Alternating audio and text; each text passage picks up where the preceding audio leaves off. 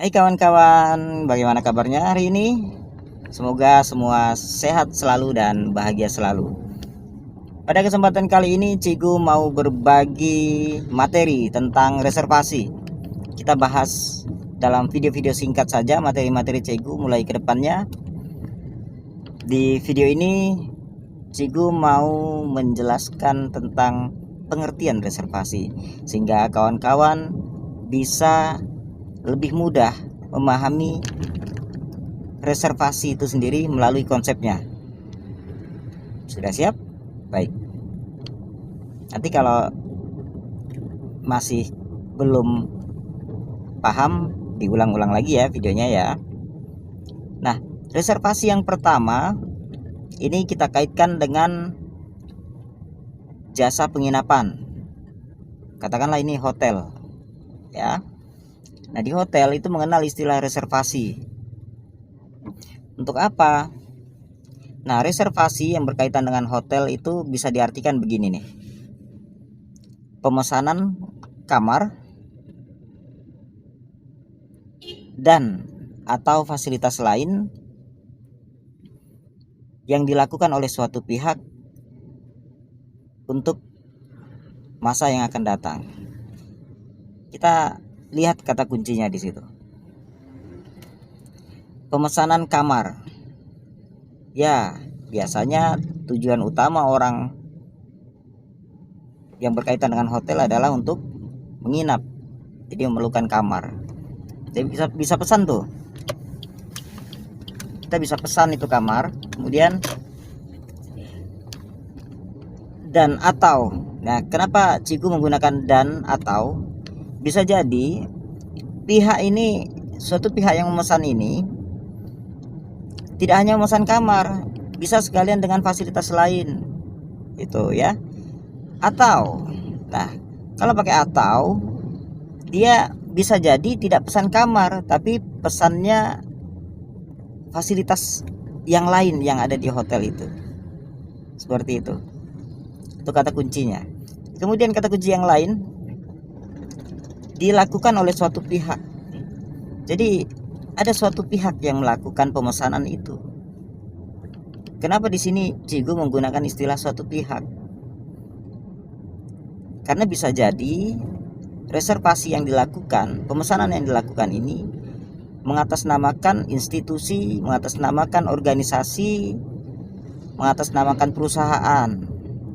Nah, jadi bisa jadi juga atas nama perorangan. Makanya kita pakai istilah suatu pihak. Itu kata kuncinya. Contoh, misalnya PT Angin Ribut memesan kamar untuk 10 orang direksinya yang akan berkunjung ke suatu kota. Gitu. Jadi pesan kamar tuh. Pihak mana yang mesan? Perusahaan, namanya PT Angin Ribut. Nanti nama tamunya baru perorangan. Nama-nama orang yang menginap baru di-listkan di situ.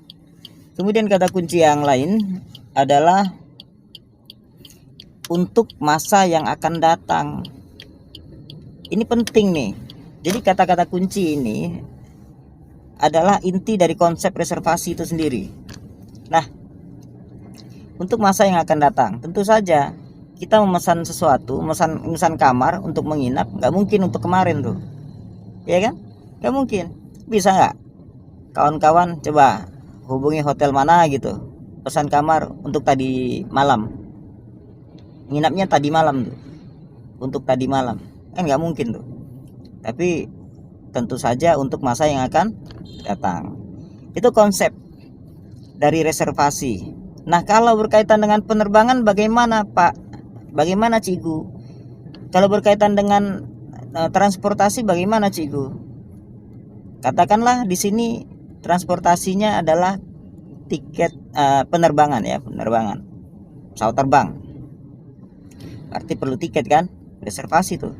Nah, reservasi di sini adalah pemesanan tempat duduk. Karena kendaraan, ya kan? Nah, karena kendaraan yang dipesan itu tempat duduk tuh, seats, ya kan? Bisa seat, bisa seats, bisa satu, bisa banyak, tergantung yang mesan nih. Nah, kemudian kata kuncinya berubah di situ tuh.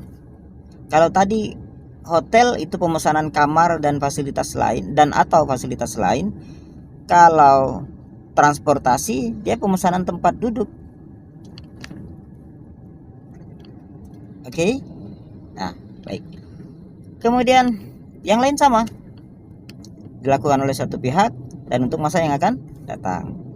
Kemudian pemesanan apa lagi? Reservasi apa lagi?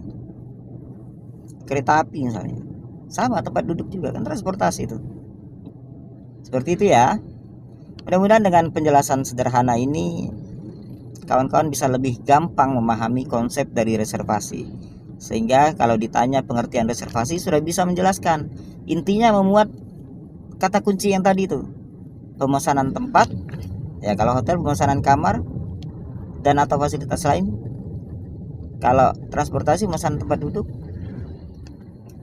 kemudian dilakukan oleh suatu pihak, kemudian untuk masa yang akan datang.